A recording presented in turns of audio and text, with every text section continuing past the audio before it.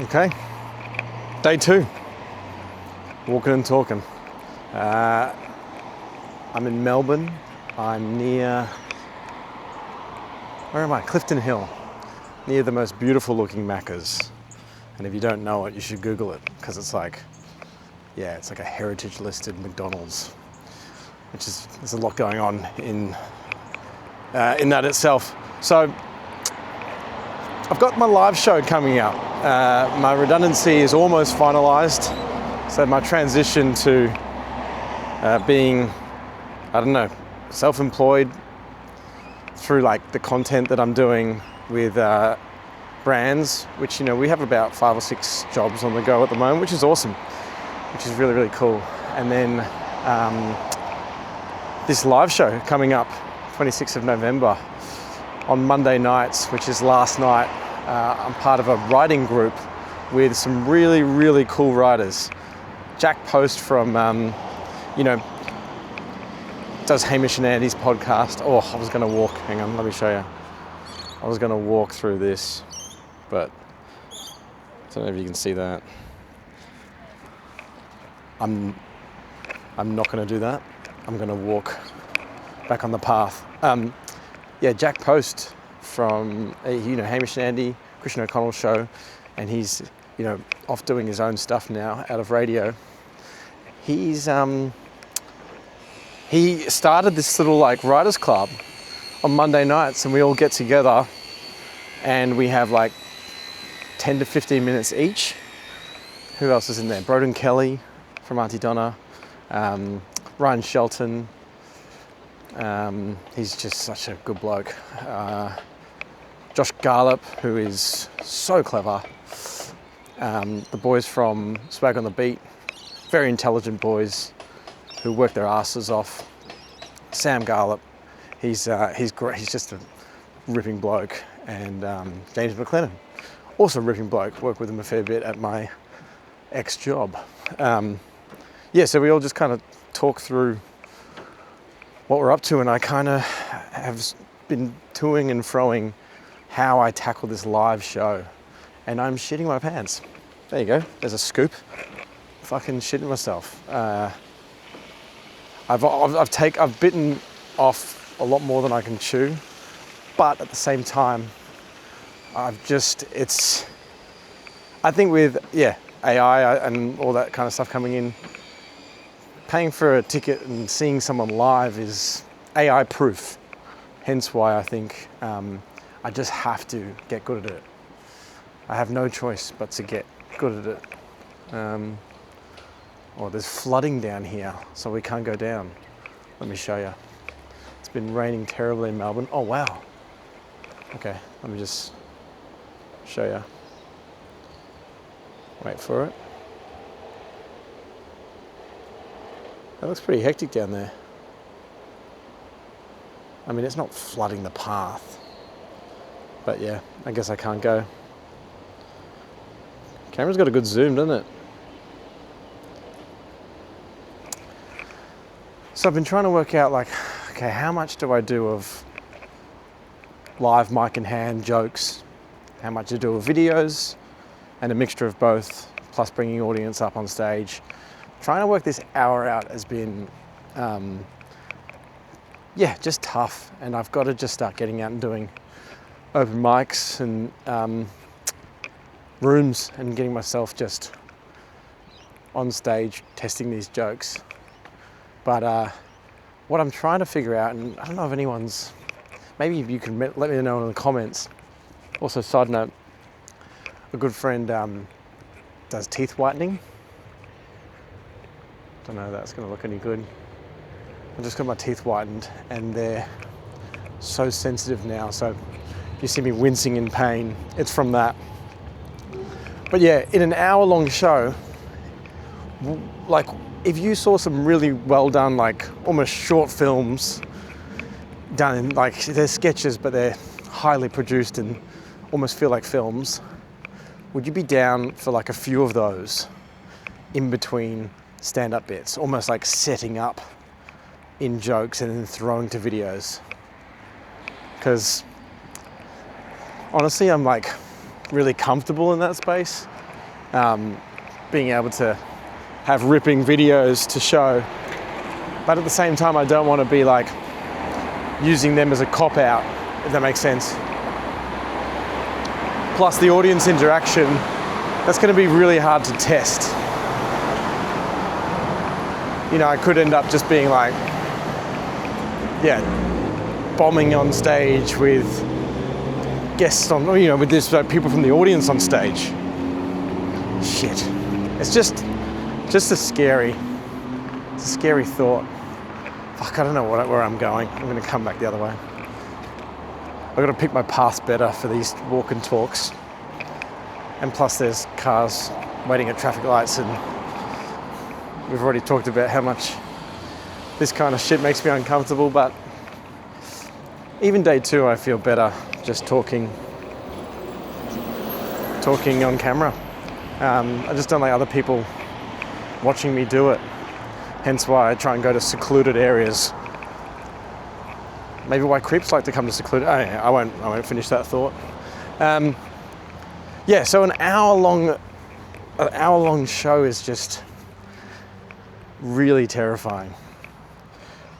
And I don't really know what else to say about it. You know, this is a 60-day challenge of doing a video every day on YouTube. And yeah, so all I'm doing is thinking, it's kind of just saying my thoughts of what's going on in my brain right now. Oh, someone's coming. And you know, I just don't talk.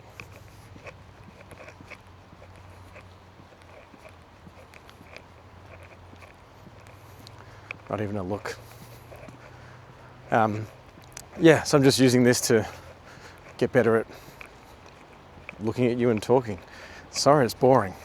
I can see this being boring, but again, 58 days later, might be super captivating. I might show better floods down there. I might be able to string a few sentences. I might bring value to your life. Whoa, under a train station. Oh, train line. But yeah, one of the other things I was working on last night is a good idea that Ben Lomas, that was the other thing I did. I went to Ben Lomas's house, who is a stand-up comic, and he also is like the best warm-up guy. Any TV show in Australia with a live audience, there's a good chance that my mate Ben Lomas is there just tearing the roof off. Making people laugh and getting the crowds just pumping for shows. Even if they're shit and boring, he can get crowds just going. Anyway, I went to his house and I went through my list of ideas. I could sense that he was like, oh, you got a lot of work to do. So I'm really nervous. Tickets are selling. I have to put something on. I've got family coming. It's terrifying. And now I just need a roadmap.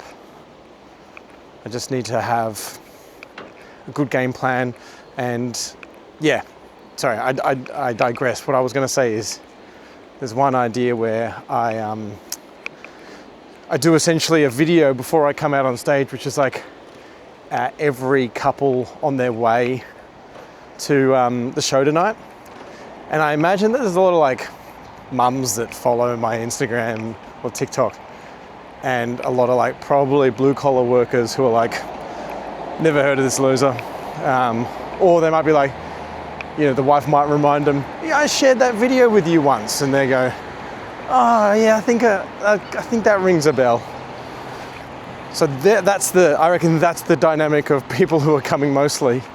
And I want to do this like video of them getting ready, or essentially him coming home from work and being like, why are you getting dressed up? And him forgetting that the show's on tonight. And then you do them in the car, them arriving. But last night in that writers group, there was some good suggestions of not only going like an hour, you know, starting with an hour ago, so them at home, and then, you know, do a few of those jokes, but then go, 6 months earlier, and it's when they bought the tickets And she says to him, are we doing anything on the 26th of November? And he goes, oh, I don't know. And she books it in. And then there's jokes about how serious you take the shared calendar in relationships, because we take it very seriously. If it's in the shared calendar, it's happening. So, and then also if you want to go like a lad's night out, or for her like a girl's night out, you got to just make sure you're booking it before they book it. And so if you've got it in the calendar and they try and book something in, it's like, I'm so sorry. I wish you could do that, but I've got the golf trip booked in. Not that I go on golf trips, I wish I did. But then, I think Ryan Shelton was like, what if you jump back 3 years earlier when you've started going out with your partner? Well, they start going out with their partner and they're like, we should do a shared calendar thing and abide by it. And so you can almost like, you can jump in time. And I think it got to the point where it was like me back as a child booking the Comics Lounge, like this event was going to go on. I mean, it gets ridiculous. So I'm trying to work out what that script looks like, and over the next few weeks have these really solid scripts in like final draft format, which for those who don't know is like almost like the software, the like industry standard software for writing scripts. And yes, I'll write like a few of these videos, and then I'll treat them like a full production with like, over 3 or 4 days with cameramen and sound and actors, and make these really nice clips for this live show that hopefully, if it goes well, we shop it around, or just like, sorry, not shop it around, that sounds like TV, booking a tour next year to around the country, because that would be just the best. Traveling around, making people laugh is like, the prospect of that is unbelievably exciting, but it's the work that needs to be done. So day 2, not sure if anyone got much value out of that. I'll hone in on maybe making these make more sense, or at least have better direction. So by the end of it, I could put up a question in mind or something in mind, and then by the end it's like, that's interesting. I learned something. Do you want to learn something? Or are you just happy putting this on YouTube TV and eating dinner without, so you don't have to think, you can just watch someone? Because that's how I consume YouTube. It's just being able to eat some meal eat some leftovers that I'm like, fuck, I don't want to eat this. I ate this for dinner, now I'm eating this for fucking lunch too. And I just wanted to be distracted while I put this food in my belly and I can go back to doing what I'm doing. So put something on the fucking TV, on YouTube, that entertains me. Unfortunately, this isn't entertaining. But I'll keep doing better. See you day 3.